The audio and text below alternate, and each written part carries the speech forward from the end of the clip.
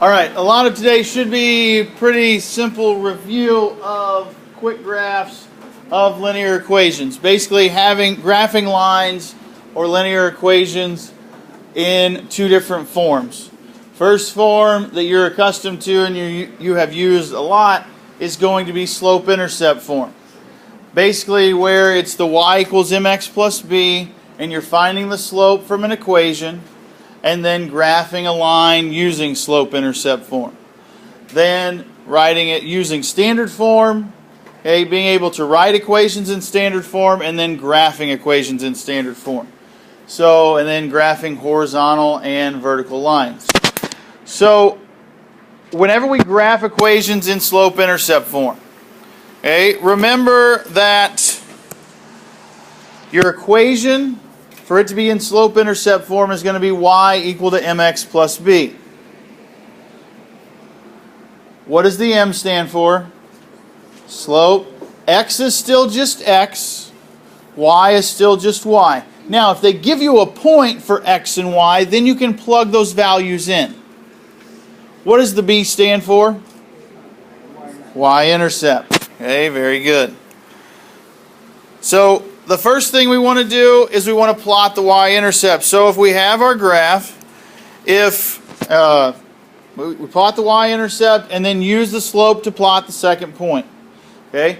If you have it in slope-intercept form, that should be the easiest one to ever graph. Just for the simple fact that you have a starting point and then it tells you where to go from there. Okay, so you start at the y-intercept and use rise over run. Whenever I use rise over run, I always go up and down first, obviously, and then I usually move to the right. So if it's negative, then I'm going to count down however many places, and then always move to the right. So if there's a negative sign, always move up and down from there, and then just move to the right. Okay, so if it's positive, you're going to go up from that y-intercept and move to the right. If it's negative, you're going to move down from that point and go and move to the right.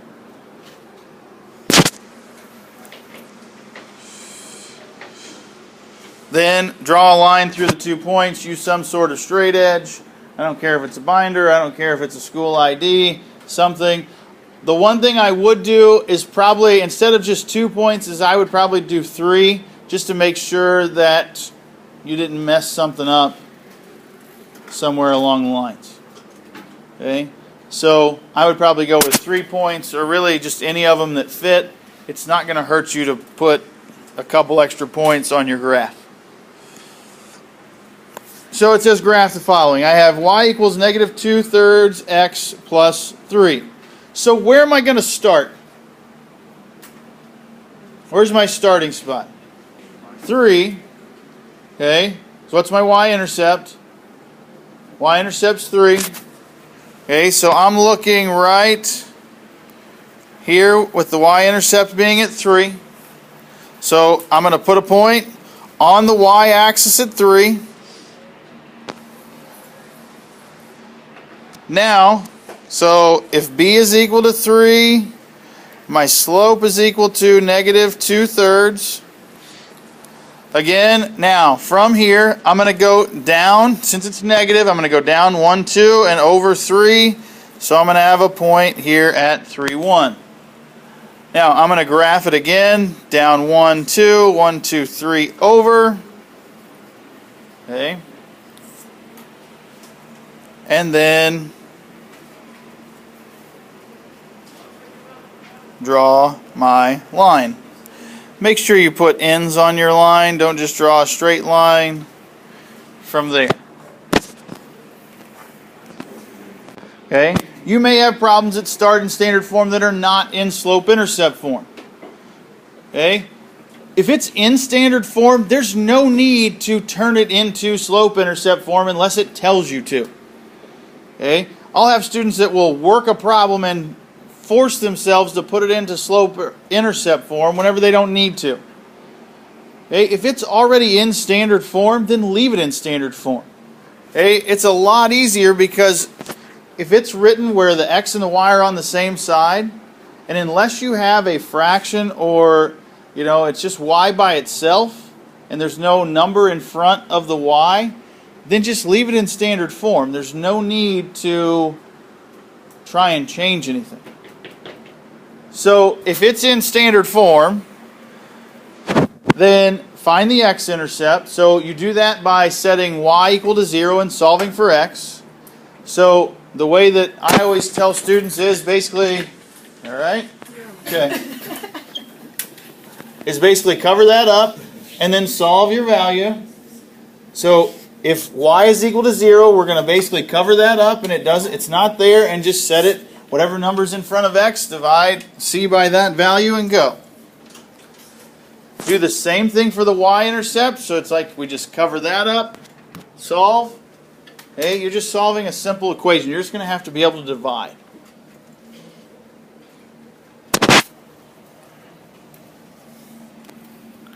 And then plot your two intercepts. It'll give you, now, your x-intercept will go on the x-axis. Your y-intercept will go on the y-axis. Crazy how that works.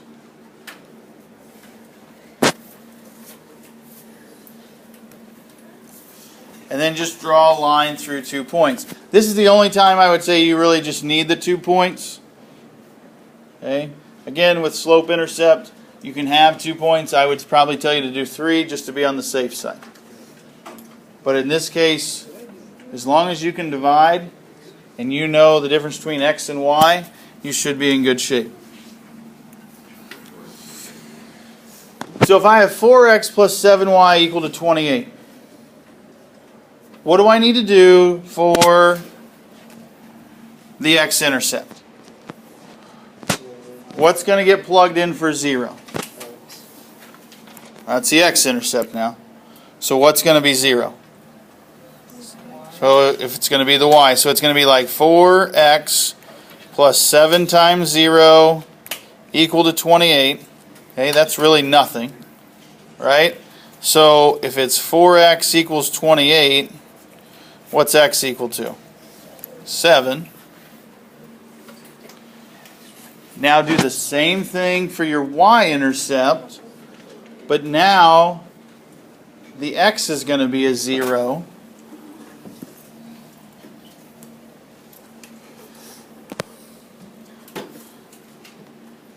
So if your x-intercept was 7, your y-intercept, we do the same thing. We just go 4 times 0. And if you don't want to plug in 0, that's fine. If you know that it's just not there and you just want to have 7y equal to 28 and get y equal to 4, that's fine. So plot your 2 points. My y value is at 4. My x value is at 7. You actually have 7 on yours. I do not. And then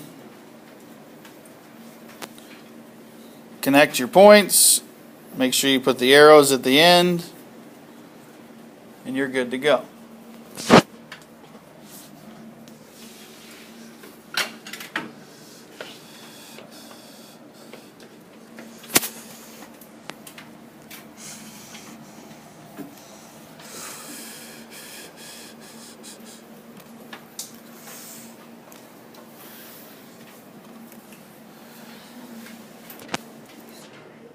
Part is a poi and a Vux line like we talked about yesterday. Remember, what does the H stand for? Horizontal. What's the 0 or the O stand for? 0 slope, and then y equals, right? What does the V stand for in Vux? Vertical. U is undefined, and then x equals. Okay. Remember, these two will be perpendicular to one another. So it's real simple. Is y equal to 3 a hoi or a Vux? Hoi, right? Horizontal. So it's going to be a horizontal line through what value? 3. So what does a horizontal line look like? Here or here? First one, right? So it's going to be straight across from left to right. I'm going to find my point at 3. Oop. I'm going to find my point at 3, and then straight across. Doing the same thing for the -2 on the x-axis. Change colors here. And vertical. Notice, like we talked about yesterday, that they are perpendicular if you have more than one. And just so I use my own advice, do not forget to put the arrows on my line. Your assignment is practice B. You're going to go 1 to 27 and then 31 and 32. Okay? By hand with 19, 20, 22, 23, 25, and 26. Okay? Label at least 2 points on your graph. Then on 21, 24, and 27. Okay, what I want you to do is, if you have a graphing calculator, use a graphing calculator. Okay, if you don't have one, then I want you to go to Desmos and type it in there. And then just take a screenshot. Okay, so that way you can start getting used to using either your graphing calculator or Desmos if you need to.